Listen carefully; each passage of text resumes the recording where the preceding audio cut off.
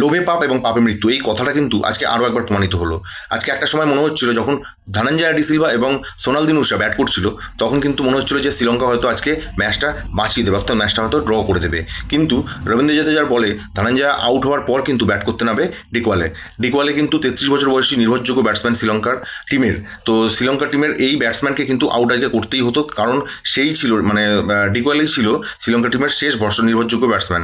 কারণ ততক্ষণে সোনাল দিনুশার কিন্তু হাত অটোমেটিক্যালি জমে গেছিলো, কারণ অনেক কটা বল সে ফেস করে ফেলেছে, অনেকক্ষণ ধরে সে খেলছে, পিচের ক্যারেক্টার মোটামুটি সে বুঝে গেছিলো। তাই জন্য টার্গেট নেওয়া হয় ডিকওয়ালকে যে করেও আউট করতে হবে, কারণ সে ততক্ষণ নতুন নেমেছে।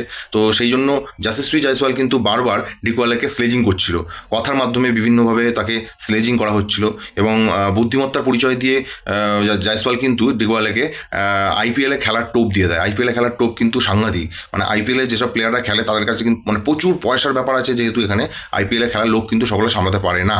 তো ওই জন্য ডিকওয়ালের মনটাকে কনভার্ট করার জন্য জয়সওয়াল কিন্তু বারবার বলতে লাগে যে তুমি যদি লেগ সাইডে খেলো তাহলে তোমাকে আইপিএলে শিওর আমি নিয়ে যাবো, আইপিএলে তোমাকে খেলাবো, এরকমভাবে বিভিন্নভাবে কথা বলে কিন্তু বিভ্রান্ত করতে থাকে। অন্যদিকে ডিকওয়ালে কিন্তু চেষ্টা করছিল যে তার কনসেন্ট্রেশন যাতে নষ্ট না হয়, তাই জন্য সে কিন্তু অনেক রকম চেষ্টা করছিল। কিন্তু ওই যে বলে যার মানে একবার যার কনসেন্ট্রেশন নষ্ট হয়ে যায় সেটা কিন্তু আর ফিরে পাওয়া যায় না।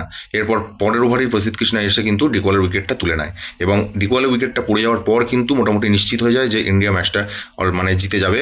তার কারণ তারপর সেইভাবে নির্ভরযোগ্য কোনো শ্রীলঙ্কান ব্যাটার ছিল না। তো এই হচ্ছে আজকের গল্প। আজকে কিন্তু জয়সওয়াল যথেষ্ট বুদ্ধিমত্তার সাথে মানে এই স্লেজিংটা করে কিন্তু ইন্ডিয়াকে প্রায় জিতিয়ে দিয়েছে। তো এই জন্য আলাদাভাবে জয়সওয়ালকে একটা ধন্যবাদ জানাতেই হয়। জয় হিন্দ।